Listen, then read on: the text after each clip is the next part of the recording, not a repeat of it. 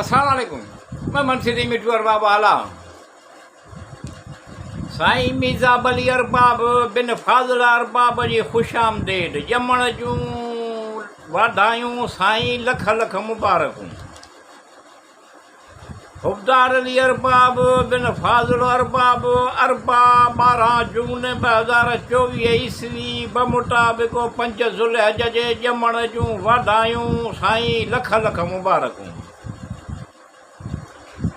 साईं मीज़ा अली अरबाब बिन फाज़िल अरबाब जी ख़ुश आमदेद ॼमण जूं लख लख वाधायूं साईं लख लख मुबारकूं।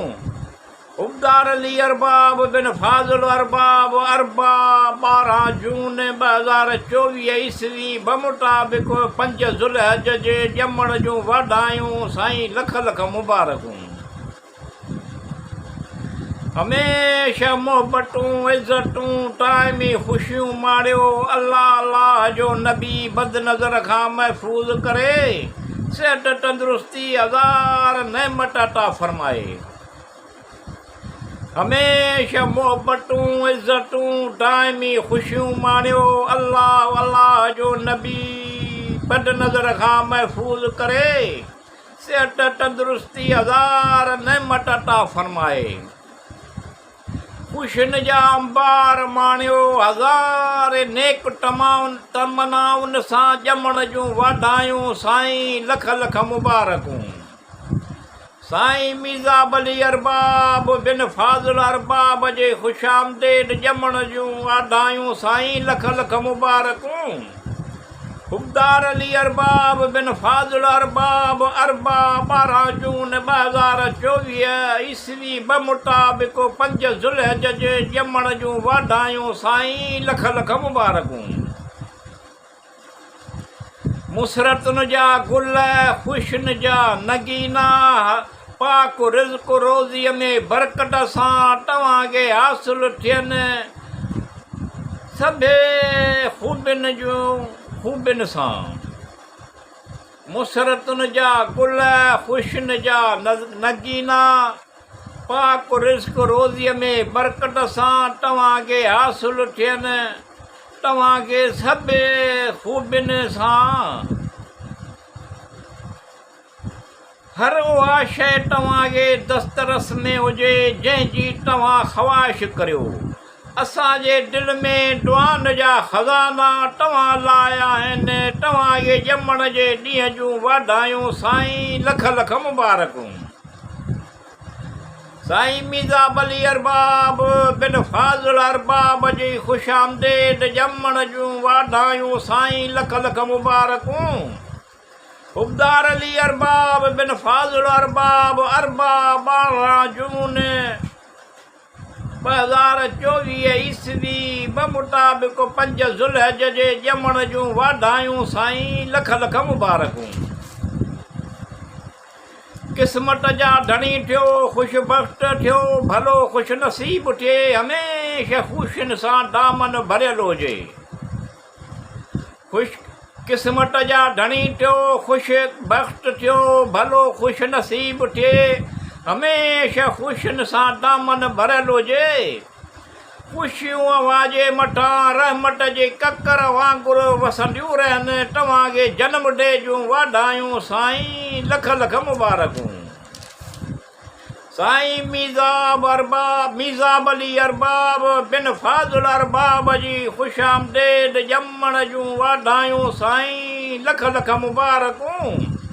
हुफ़दार अली अरबाब बिन फाज़िल अरबाब अरबा 12 जून 2024 ईस्वी बमुताबिक़ 5 ज़ुल्हज जे ॼमण जूं वाधायूं साईं लख लख मुबारकूं। अॼोको ॾींहुं 14 चौतरफ़े ख़ुशियूं ई ख़ुशियूं पखिड़ियल आहिनि बाग़नि में पखीन ख़ुशियुनि जा नग़मा ॻाइनि पिया ॼमण जूं साईं लख लख वाधायूं। अॼोको ॾींहुं 14 चौतरफ़े ख़ुशी ख़ुशियूं पखिड़ियल आहिनि। अॼोको ॾींहुं 14 चौतरफ़े ख़ुशियूं ई ख़ुशियूं पखिड़ियल आहिनि बाग़नि में पखियुनि ख़ुशियुनि जा नगमा ॻाइनि पिया, बाग़नि में पखी ख़ुशियुनि जा नगमा ॻाइनि पिया, त ॼमण जूं वाधायूं साईं लख लख मुबारकूं। साईं मीज़ा अली अरबाब बिन फाज़िल अरबाब जी ख़ुशि आमदेद, ॼमण जूं वाधायूं साईं लख लख मुबारकूं। हुबदार अली अरबाब बिन फाज़िल अरबाब अरबाब 12 जून 2024 ईस्वी बमुताबिक़ 5 ज़ुल्हज जे ॼमण जूं वाधायूं साईं लख लख मुबारकूं।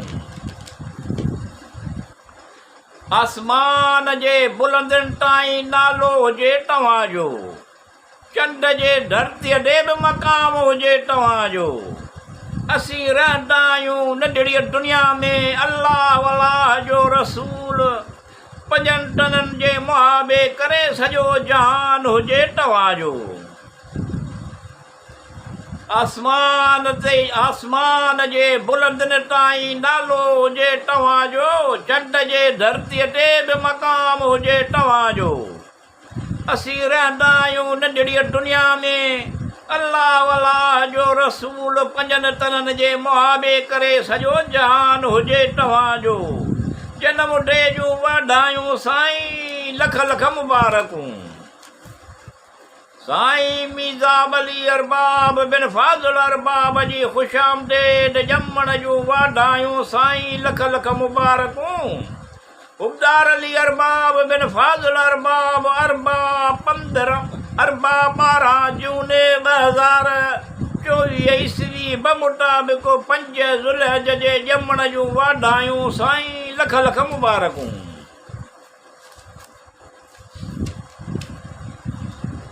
कोसो वाह न लॻे तव्हांखे, ॾुखियो ॾींहुं न ॾिसो, वॾी ॼमार माणियो, ख़ुशियुनि सां सदाईं ख़ुशि रहो। कोसो वाह न लॻे तव्हांखे, ॾुखियो ॾींहुं न ॾिसो, वॾी ॼमार माणियो, ख़ुशियुनि सां सदाईं ख़ुशि रहो। मुबारक तमामु घणियूं ख़ुशियुनि सां भरियल अॼोको ॾींहुं, अनमोल मिठू तव्हांखे ॼमण जे ॾींहं जूं जनम डे जूं वाधायूं साईं लख लख मुबारकूं। साईं मीज़ा अली अरबाब बिन फाज़िल अरबाब जे ख़ुशि आमदेद, ॼमण जूं वाधायूं साईं लख लख मुबारकूं। हुबदार अली अरबाब बिन फाज़िल अरबाब अरबाब 12 जून 2024 ईस्वी बमुताबिक़ 5 ज़ुल्हज जे ॼमण जूं वाधायूं साईं लख लख मुबारकूं।